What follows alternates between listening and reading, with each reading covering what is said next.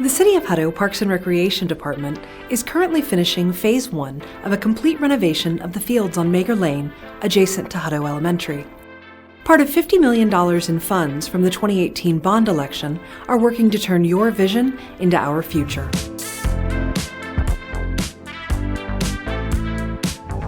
Field improvements include new sod and fencing, new dugouts, bases, player benches, a new scoreboard, and irrigation.